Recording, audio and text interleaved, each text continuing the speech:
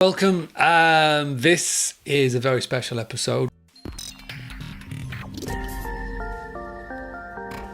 And this episode you're about to watch is my conversation with Trish McGirr, all about serviced accommodation. And also, for those of you who do watch to the very end, Trish will be giving you a free download that you can take and keep for your phone, for your computer, for your iPad, and it's called her Cuddle Method. So make sure you watch to the very end where she explains about that. So without further ado, this is my conversation with Trish McGirr. Thank you, Mark, for having me along. And for those of you who may need some subtitles, this is a Belfast accent, just in case. Serviced accommodation has become one of the strategies that's blown up on the back of Airbnb, Booking.com, and that kind of stuff. So that's kind of where I come in, and that's where I've cut my teeth in serviced accommodation and corporate lets.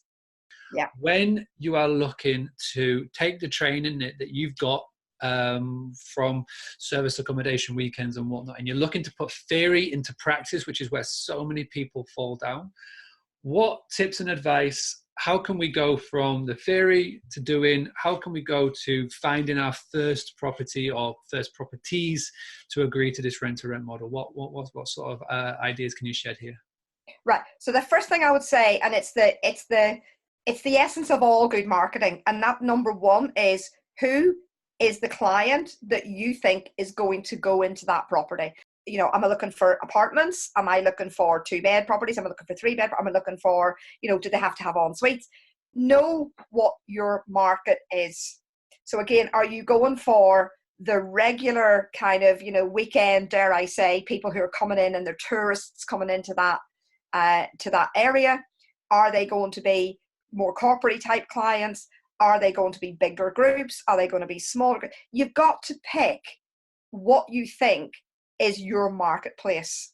So the first thing I'd say is, do your research in your area. There's no point in rocking up and having a property and finding out you can't get the bloody thing let, and you can't get it booked. Number one, research. This is obviously, it's a big thing, research, knowing the area, knowing your client, knowing all of this. We call it the customer avatar in the Boostly Academy world. Yep, so absolutely. Where's the next steps then? So you've done all of this, you've found the area. What do you then do in your advice? What do you teach on these programs when you're looking to take that next step? People are looking to go to the estate agent or the owner. So when you've decided on your area, looking at whether you're corporate or whether you're going to do the holiday trade, the passing trade, the weekend trade, or a bit of a mix. Yeah. And you've worked out which property. The next thing you want to do is, and this is easy to do, set up a Rightmove Plus account. Go into Rightmove, pick the area geographically that you're looking at, draw a border around it, and look for the properties in that area that are for let, that fit the kind of format you've just discussed. Your ideal customer avatar probably wants a 2-bedroom apartment with a nice ensuite. They want parking. They want close to city centre. They want something modern, whatever. You can then use a Rightmove Plus account to draw a nice little map in the comfort of your home with a gin and tonic in your hand, and pick out the properties that fit that profile, and then start to knock them off the list. So before you've even gone to an agent, you've now narrowed that, maybe a list of several hundred properties, down to 4, 5, 6, 8, 10 properties for you potentially to ring fence, as they should be on your watch list. And then again, doing a bit of research on those 10, what would you recommend if I've got those 10? Would they then go and look at maybe the streets, the areas, the amenities nearby? Absolutely. Yeah. So the next thing I would do when I'm looking at those properties, I'm then looking at, you're taking cues from what you're seeing. So what you're looking at is you're filtering them by the price per month, but you also want to take cues from what you can see on the screen. The description of the property. Does it look like it's available like right now? You want to look at condition of the property. What do the pictures look like of that property? Does it look like it's been looked after? Does it look like you're going to have to put a bit of money into it? Because you might be solving the landlord's problem if you come along and say, look, I want to rent that property. I'm going to put some money into it, which is going to improve it. I'm going to give you a really good rent on it for a period of time, but you're going to have to give me some leeway for me to make, obviously my money back by doing something different. But you've got to take cues by actually reading the text, looking at the picture, and seeing what the evidence is telling you about that listing. So here's a question. From all the years that you've done this and from all the people that you've seen and coached through this process, what is the biggest mistake that people make at this stage? Okay, I think the biggest mistake is that people go in, they've been on a course and like, hey, we've all done it and I've done it, come fresh out of a course, full of ideas, full of enthusiasm, but you then go out and the first thing you do is you stumble into an estate agent with a vague idea of what you're looking for, a vague idea of what you can afford to put into the property, and you're using language that the agent has heard 100 million times before from everybody else who's ever come off a course. So the biggest mistake is not actually doing the due diligence, not being really clear on your avatar, not being really clear on your market, not being really clear on the sort of property that you need to acquire for the marketplace you want to be in. Yeah. And not being clear on the costs, not being clear on how much you're going to need for the light fittings, the knives, the forks, the spoon, all your setup costs. That's not even accounting for what you have to pay the agent. And if you're going to go in and talk business, you need to be really, really clear. This is maybe something that the world of hospitality can teach the world of service accommodation, of exactly the overheads, everything that you need for your property, like having two of everything. You know, it's something simple as having two of everything, maybe three of everything, depending on how often you want to flip these serviced accommodations. So, okay, we've done it. We've narrowed it down 700 to say 7, and we've gone from 7 down to 3. And you're ready. So you've done your research, you've figured out the overheads, you've figured out the costings down to the minute detail, you're ready, you've got good questions. What's next? I think the scariest thing for some people is to go into an estate agent and start to talk about, I want to, so they all talk about corporate lets. Most people go, I've got corporate lets, I've got clients that are ready to book that property and I just want to, whatever.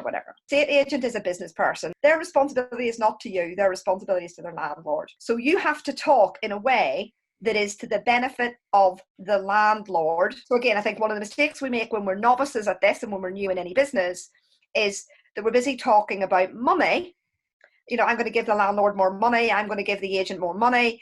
I'm going to, it's going to be, the phrases I hear people use all the time.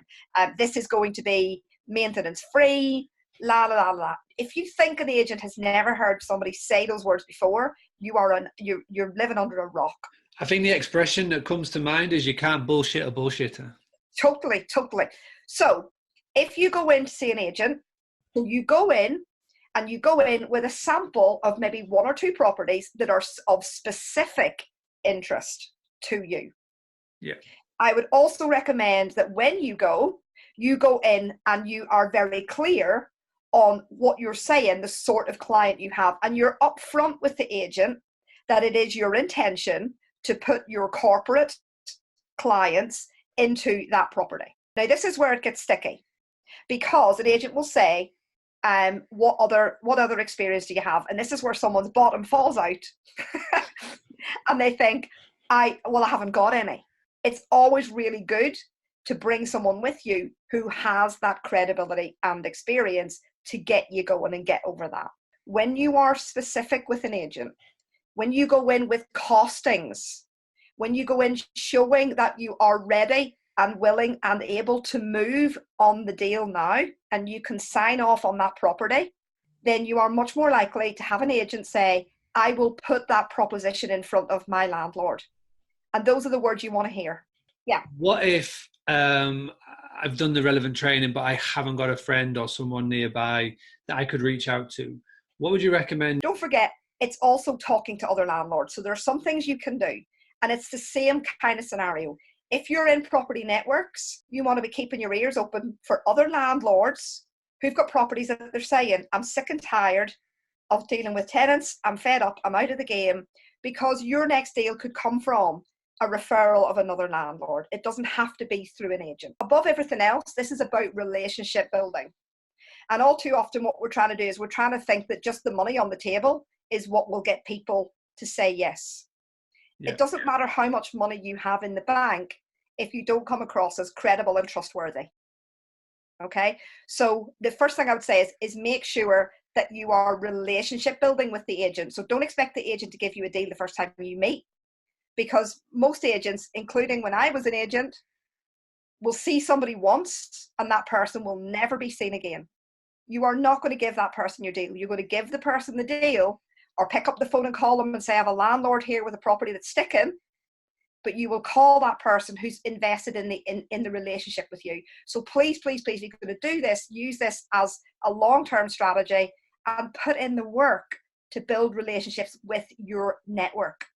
I love this. I really appreciate your time here, Trish, on this, and you've shared some amazing content for anybody who is at that right at that beginner stage. Now, my question is, how can people reach out to you if they want to find out more about this stage? How can people contact you? How can people find out more? How can people get on a call with you to find out more and how you can help?